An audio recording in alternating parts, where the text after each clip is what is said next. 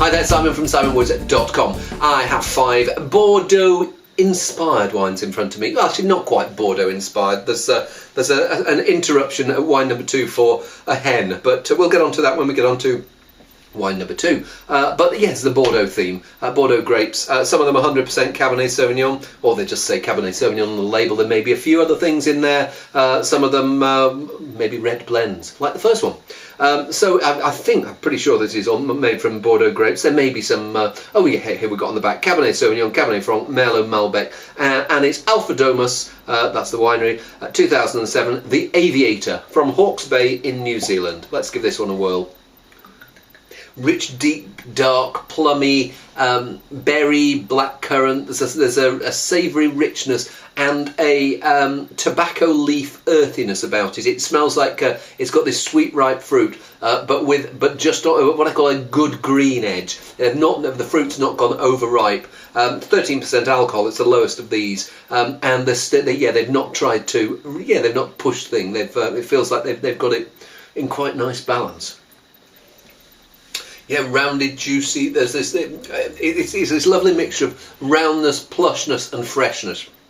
Tannins there are just there, and they're people talk about fine-grained tannins. You can feel a texture in your mouth, but it's not a rough texture. It's just something that is there to stop the fruit going all too wobbly, and they've done it really nicely. And there's this freshness of the finish. Certainly not a wine that you want to sit down by and drink by itself, but with the right food, and we are in that roast lamb spectrum here. Absolutely delicious. It's really tasty wine. Yum yum. Right, interruption for the hen, wine number 2. Wirra, the Widow Hen, and it's Cabernet Sauvignon, but first grape is Shiraz. So it's 2010 Shiraz Cabernet from Adelaide. Not quite sure whereabouts in Adelaide, but let's give this one a whirl. Minty, jammy Dodgers, boiled sweets, bit of earth, bit of leather.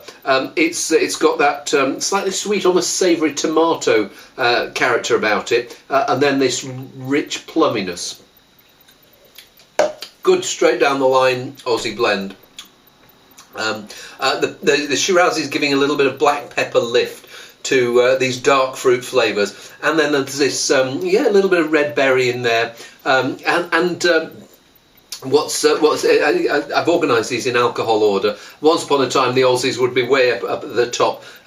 The Australian alcohol levels are moving down and down and down. Sometimes people are getting them too far down, particularly with Chardonnay, but here at 14% alcohol, what does it sound? Rich in flavour, smooth in texture, soft silky finish. Well, it depends on your definition of silky. What I like about the finish here, it's not too silky. You can sometimes have something that's just a little bit too smooth.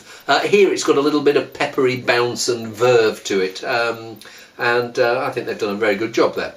Wine number 3. We're in Chile now, and so this is Errázuriz Max Reserva 2010 Cabernet Sauvignon from the Aconcagua.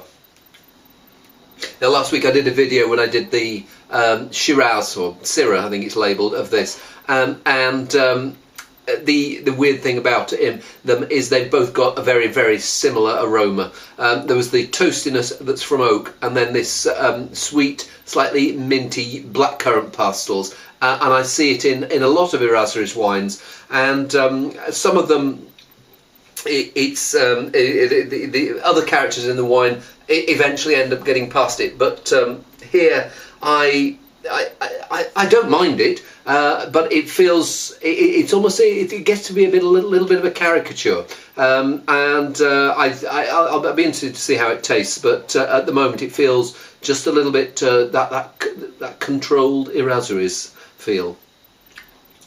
Well, thinking back to that Shiraz, that Syrah.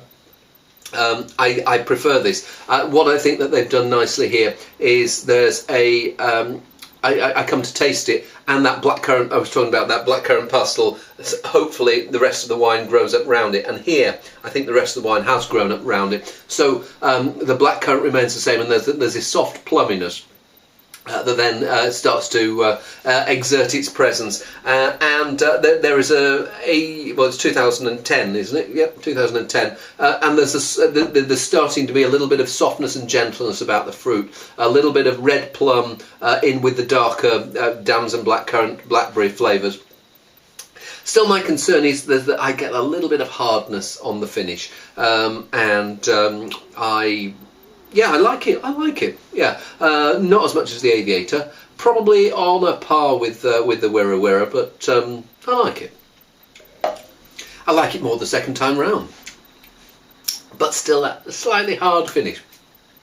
Let's try wine number 4. So the last two are from South Africa, and the first one of those is Nederburg Winemaster's Reserve Cabernet Sauvignon 2011 Western Cape. Slightly baked berry, a little bit of what I call that South African bake, that slight smoky, burnt character. I don't know, it's coming after the Errázuriz, but there's not vast amounts of character jumping out of the glass. But let's see when I taste it. And when I come to taste it, more of that underripe, overripe South African bake comes through. So there's a greenness mixed with this baked berry. Yeah, if you've ever made crumble and bits of it, or fruit pie and bits of it have oozed out and stuck onto the metal pan, that flavour of it's burnt jam.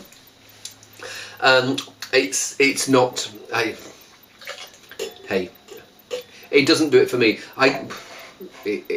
There'll be some people who like it.